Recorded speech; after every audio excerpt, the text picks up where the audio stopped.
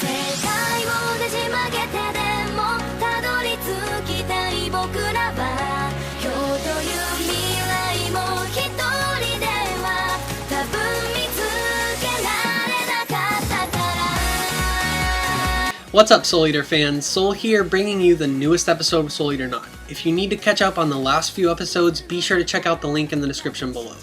Now, starting episode 5, there's not much pertaining to the storyline other than Kim trying to hustle our three main characters by doing her job of cleaning the pool. So skipping ahead, Sid actually learns that the traitors never sleep, making them a difficult enemy to deal with, and all the while Jacqueline has a strong desire to become Kim's partner.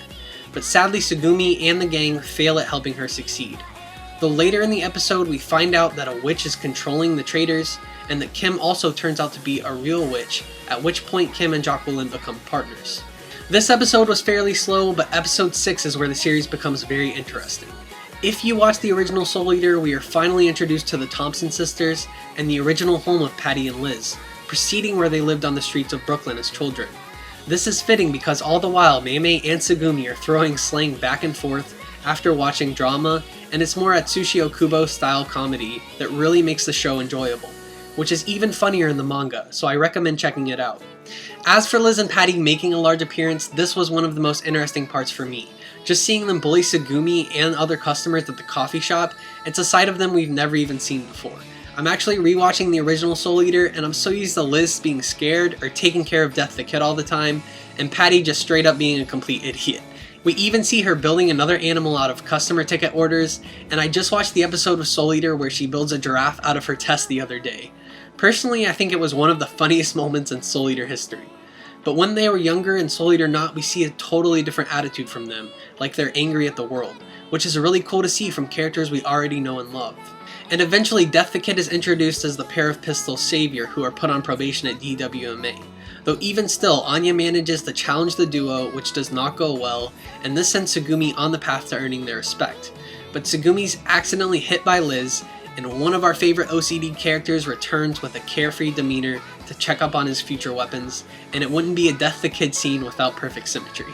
But moving on to the 7th episode, the newly introduced Gorgon sister is clearly planning an assault on DWMA, and apparently she is doing so with mind control, which we see later in the episode.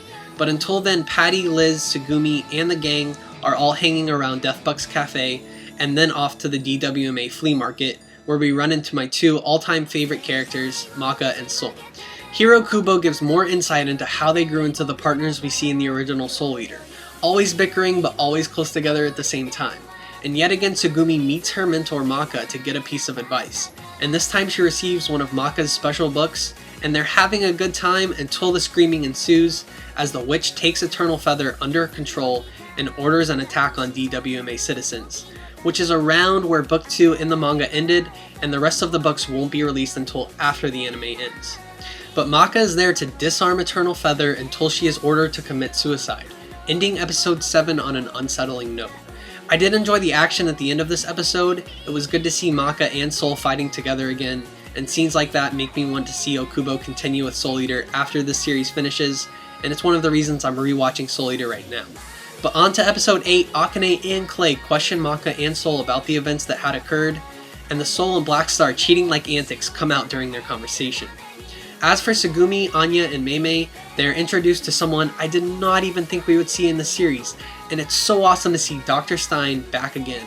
I actually wonder if we will see Shinigami or Spirit in the end as well. Still, Stein alone makes this episode, and I was so happy to see him in the show, especially since he's messing with our main characters just like he did in the original. After he's done fixing up Eternal Feather, the rest of the episode mostly pertains to Tsugumi choosing which Meister she wants to partner with. And this will continue on into episode 9, where she will have to choose by Halloween. So tell me in the comments below, who do you guys think she will choose as her partner, or do you think Tsugumi will end up having 2 partners? I personally want her to choose Mei because she's my new favorite Soul Eater Not character, and she's not trying so hard like Anya is, and she's a much more fun character. Also, what did you think of Stein, Death the Kid, Patty, Liz, and the rest returning to the show? I enjoyed seeing them all so much, and if you did too, leave a thumbs up, subscribe, and stay tuned for more Soul Eater.